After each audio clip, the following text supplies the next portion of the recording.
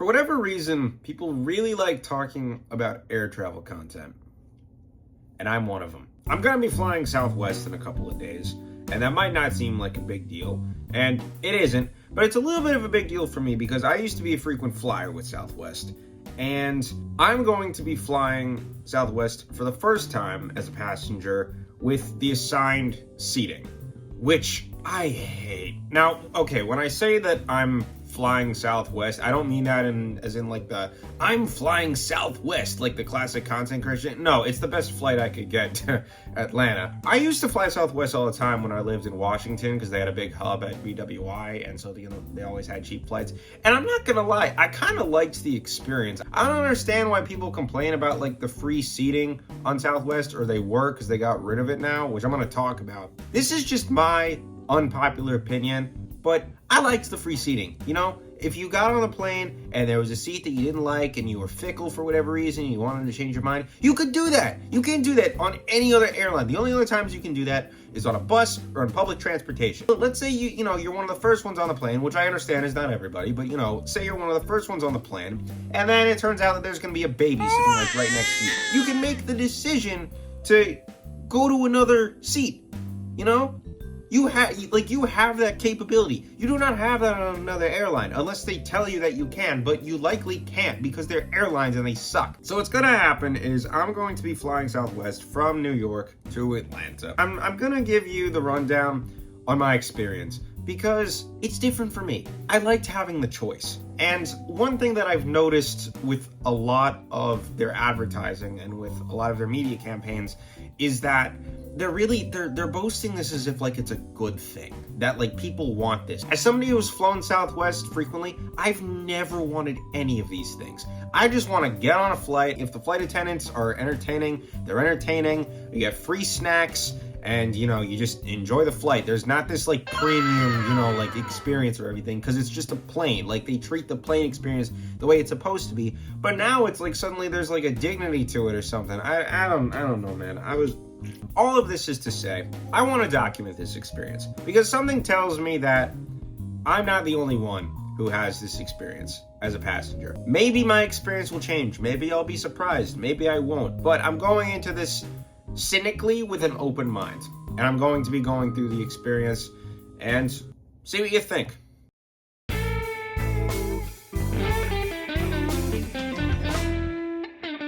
I get to LaGuardia having checked into my flight about a day before. And as I check into my flight, I can't help but notice how vividly clear they make it that I'm sitting in the middle seat on the app. I have never seen this before because obviously they never needed to, but even on other legacy carriers, they don't say like, hey, by the way, you're in the middle seat. Southwest, this is the only time I've ever seen the app do that. I'm pretty sure that's intentional and I don't like it.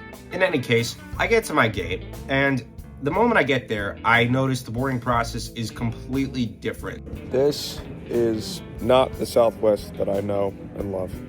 I was flying on a Wednesday night, which for context is not a busy travel day at all.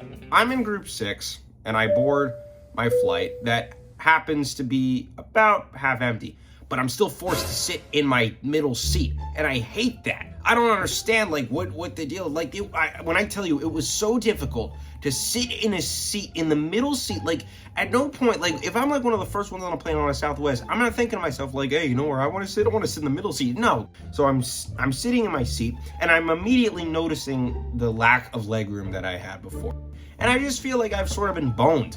So while I'm sitting here, I'm like, this is all bullshit. I mean, like, I could be, going back, or I could be going up front because nobody's going to be there. And that was the way it was for the rest of the flight. There was nobody in the back. There was nobody in the front. All the passengers on the plane had to sit in a third of the plane, all in the middle. So we were all sardined together, and I hated it. Everyone on this flight seemed to be pretty pissed. So I understand that Southwest, from like a marketing perspective, has been trying to like push this as something that people want. I can assure you that on this flight, nobody wanted this. Nobody wanted it at all. I could hear people complaining, and it wasn't just because it's an airline. This is the first time I've flown Southwest, and probably like the 100 times I've flown Southwest, where I've seen people complain about being forced to sit because it hasn't been a damn issue before. The only positive, at the very least, was that when I got my free drink, I could put it on my tray calmly, knowing that I wouldn't spill it because there wasn't anywhere to spill it. I land in Atlanta at around midnight, and in addition to the fatigue, I am fed up with Southwest. Next time, don't put a content creator in a jammed middle seat on a half-empty flight, because I'm about to give you hell. So this is the dilemma that we're facing, you know? Now you have these classes, you have to pick where you want to sit, and at the end of the day, I don't like it. In case you couldn't tell. It's such a hard thing when you have the option to do something and then that gets stripped from you and then you have to pay more to do it. And I get that that's just like business, and you know, there are certain things that like at a certain point you have to commodify at a certain point. But like, this was what made Southwest special. There was also a little bit of a safety concern with this, which is a whole other issue. It's not like a crazy safety issue. Generally speaking, it's better to have passengers spread out on a plane instead of all in one area. Because it was in the middle, it was fine, but it is better to kind of distribute the weight equally. So in that regard, I mean, I feel like the fact that they were so like stubborn on their policy is really frustrating. It wasn't the flight attendant's fault. Anytime anyone complains about an airline, it's never the flight attendant. They're just doing their jobs. Now, incidentally, my flight back to New York was also Southwest from New Orleans, because I drove there with my girlfriend to celebrate Mardi Gras. That's why I was going down. I check into my flight and they put me in the middle seat again. And I just decide that I can't bear this. So I pony up. It wasn't my proudest moment at the time, but I paid an additional like $40 to sit in an aisle seat towards the front just to see what the experience was like. And so I get into my seat. It's like the emergency exit row, and I get a lot of extra space, and I'm sitting on the aisle, and that was nice. I really liked it. I'm planning on making like a whole other video, because I'm a nerd about this, on why Southwest did what they did.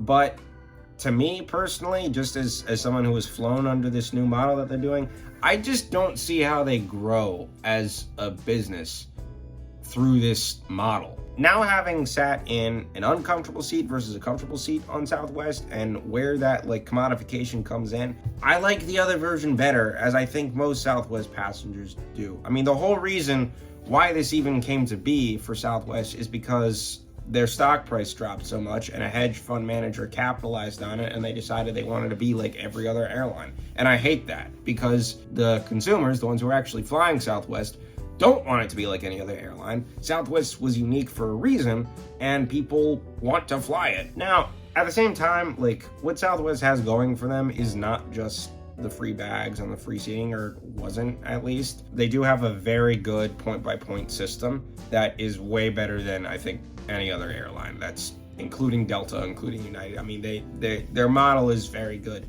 But this was a good thing that they had, and I don't think it's realistic for Southwest as a business to think that this is somehow going to benefit their model, unless they significantly improve like the first class experience or bring back some of their perks, because otherwise this is just glorified Spirit and glorified Frontier. Right now it basically just feels like they've changed their entire business model, not to excel above everybody else, but to be exactly like everybody else.